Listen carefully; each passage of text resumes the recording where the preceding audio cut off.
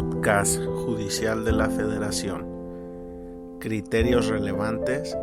del 14 de febrero del 2020.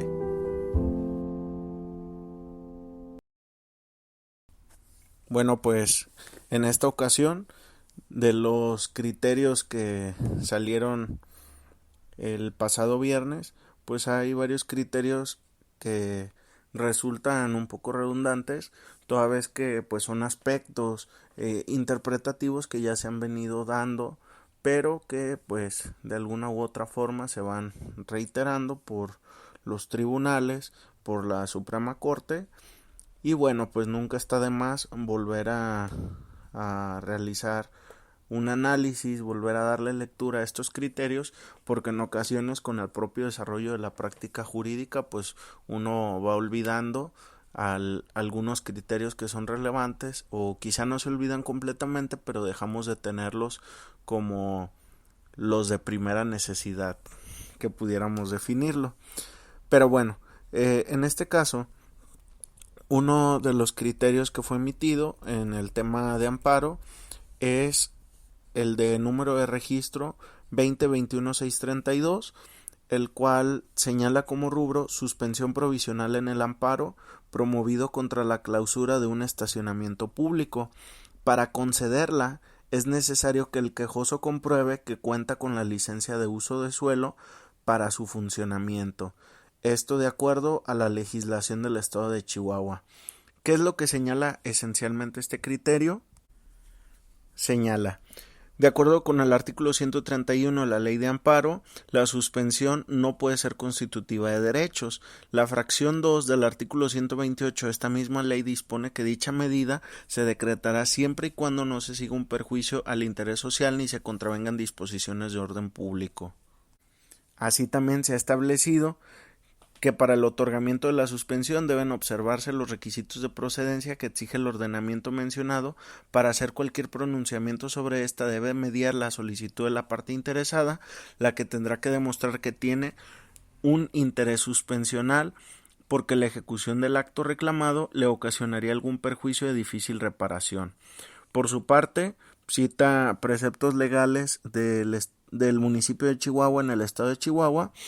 y que estos establecen que se requiere, entre otros documentos, la licencia de uso de suelo expedida por la Dirección de Desarrollo Urbano y Ecología Municipal, así como la licencia de construcción, a efecto de que se autorice un uso o destino específico a un inmueble dentro del centro de población, por lo que es evidente que los objetivos y prioridades de la actualización del plan de desarrollo son de orden público e interés general.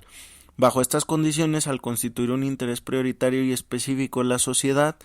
que se cumplan con estos requisitos mínimos, con base en la zonificación establecida en el plan indicado, se concluye que para conceder la suspensión en el amparo promovido contra la clausura de un estacionamiento público, resulta necesario que el quejoso compruebe que cuenta con la licencia de uso de suelo, pues de lo contrario se contravendrían disposiciones de orden público y se seguiría un perjuicio al interés social.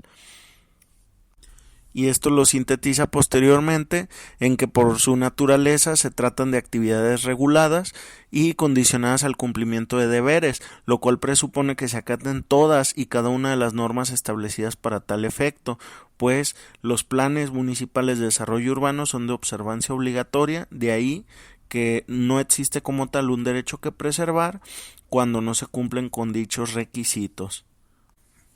Este criterio puede resultar relevante porque al menos se puede establecer objetivamente que a nivel federal se tiene una concepción un poco más objetiva de lo que es el cumplimiento de disposiciones en materia de desarrollo urbano y incluso pues también en el tema ambiental, ya que contrario a ello en algunas entidades federativas los tribunales administrativos hacen lo contrario, algunos escudados en que las disposiciones del procedimiento administrativo no son tan incisivas como lo pudieran ser las relativas a la ley de amparo. Sin embargo, pues no por ello se descarta que muchas veces se ignora el contenido del artículo 4 constitucional o del propio artículos 26 y 27 también de la Constitución. por lo cual creo que este criterio pues da un poco de luz en este tema del desarrollo urbano y de la protección ambiental. Otro criterio más es la tesis con número de registro 2021-623 y en este caso resulta relevante únicamente hacer mención del rubro. Recurso de apelación no es exigible agotarlo previo al juicio de amparo promovido contra la sentencia de divorcio que deja salvo los derechos de las partes respecto de los alimentos.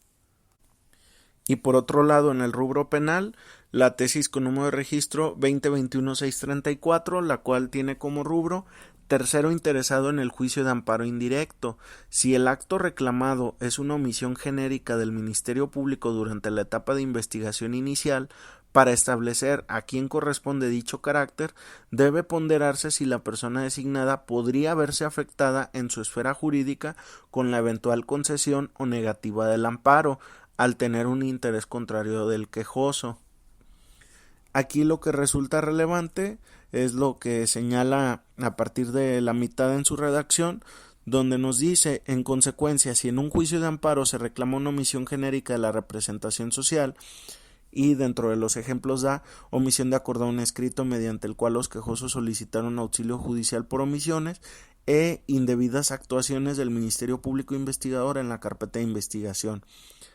y esta omisión acontece durante la investigación inicial, para establecer a quién le corresponde el carácter de tercero interesado, debe ponderarse quién podría verse afectado en su esfera jurídica con la eventual concesión o negativa de la protección constitucional que en su caso se resolviera, al tener un interés contrario del quejoso, partiendo de la premisa de que la litis en el sumario constitucional únicamente versará en verificar la existencia o no de la omisión que se atribuye a la Fiscalía y la constitucionalidad de este actuar. De igual manera, en la temática penal hay otra tesis con número de registro 2021-629, la cual señala en su rubro sistema procesal acusatorio y oral en el estado de Tabasco. Debe regir su aplicación para efectos de determinar el órgano competente cuando los principales actos de investigación sobre los hechos delictivos se desarrollaron conforme a este esquema de enjuiciamiento. Este criterio en lo práctico pues quizá no resultaría como tan relevante, pero en cuanto al interés académico o en cuanto al interés de estudio, creo que sí resulta relevante porque plantea un caso concreto en donde acontece un hecho delictivo y el cadáver de una persona es localizado en un distrito judicial donde ya opera el sistema penal acusatorio, pero al parecer los hechos se cometieron en otro distrito judicial donde no operaba el sistema penal acusatorio. Es interesante lo que señala su contenido. Sin embargo, pues para efectos prácticos, lo que termina deduciendo en este tribunal colegiado en dicho criterio es que debe de ponderarse en cuál de los sistemas se realizó la mayor cantidad de actuaciones que resultan trascendentes, y pues termina considerando que debe de regirse bajo el sistema penal acusatorio. Incluso uno de los argumentos que utilizan es el hecho de que si el cadáver fue localizado en un distrito donde ya operaba este sistema, esa podría ser una buena pauta para la operación del mismo. Creo que es relevante su estudio un poco más profundo y pues también a la luz de las disposiciones transitorias que regulan tanto la reforma del 2008 así como la incorporación que se da por el Estado de Tabasco hacia la vigencia y aplicación del Código Nacional de Procedimientos Penales. Otro criterio más en el tema de amparo es el con número de registro 2021-631, el cual tiene sencillamente como rubro suspensión provisional en el juicio de amparo. Puede tener efectos restitutorios tratándose de actos que se traducen en omisiones de la responsable que tienen una previsión específica en la ley. Aquí, trascendentalmente, dentro de los argumentos abordados en dicho criterio, se señala lo siguiente: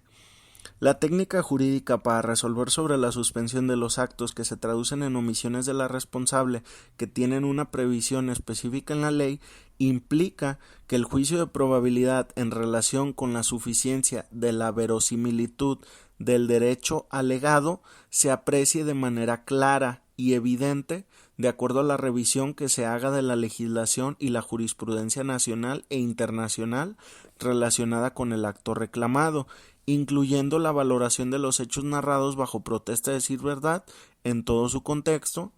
armonizándolos con los principios de interdependencia e indivisibilidad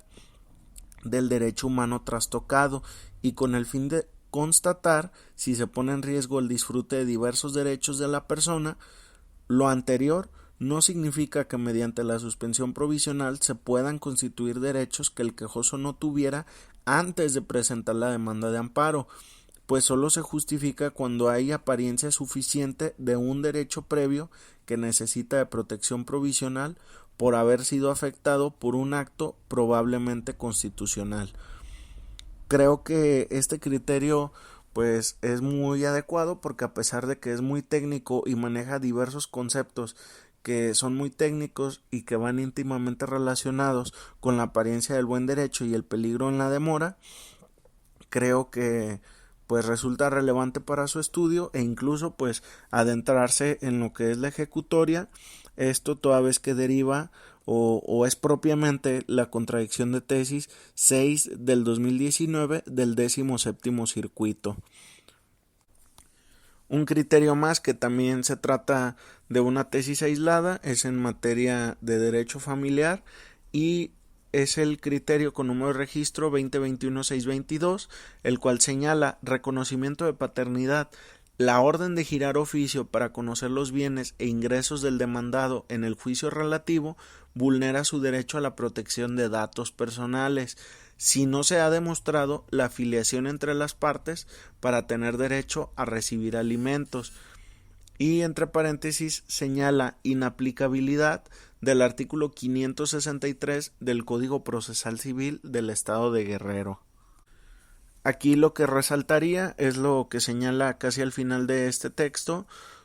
donde se establece de lo que se concluye que la orden de girar oficio para conocer los bienes e ingresos del demandado, decretada en el auto admisorio del juicio de reconocimiento de paternidad, vulnera el derecho a la protección de datos personales del demandado, ya que constituye una medida irracional y desproporcionada, en virtud de que hasta ese momento no se ha demostrado el derecho a los alimentos de la actora, pues se encuentra sub iudice a lo que resulte respecto de la acción principal y por consiguiente no es aplicable el artículo 563 referido, puesto que la justificación a la medida restrictiva que establece dicho precepto no se actualiza, ya que para ello es necesario que la acción se funde en un documento que demuestre plenamente la afiliación entre las partes. Creo que este criterio pues puede ser un poco controversial, principalmente por el tema de lo que establece el artículo 4 constitucional relativo al interés superior de la niñez. Sin embargo, pues finalmente aporta al debate, aporta al análisis jurídico, aporta incluso al análisis académico y pues vamos viendo cómo se define posteriormente este criterio, si puede tener posteriormente un criterio contradictorio en otro circuito o si es que ya existe el mismo y pues que haya una definición por parte de la Corte. Sin embargo, claramente no podemos descartar el hecho de que resulta innovador pues el planteamiento que se realiza con base en la protección de datos personales. Continuando con los criterios, existe otra tesis con número de registro 2021-621 y la cual está dirigida en la temática de la protección a los usuarios de servicios financieros. Específicamente señala el rubro protección y defensa al usuario de servicios financieros. El artículo 96 de la ley relativa, aun cuando no prevé un plazo máximo para resolver el procedimiento administrativo sancionador en la materia, no viola el principio de seguridad jurídica. En este caso, medularmente el razonamiento utilizado es que dicho precepto legal no establece un tiempo máximo para que la autoridad resuelva el procedimiento. Sin embargo, ello no produce inseguridad jurídica al presunto infractor, ya que conforme al segundo párrafo de esa misma disposición, la potestad punitiva de la autoridad caduca a los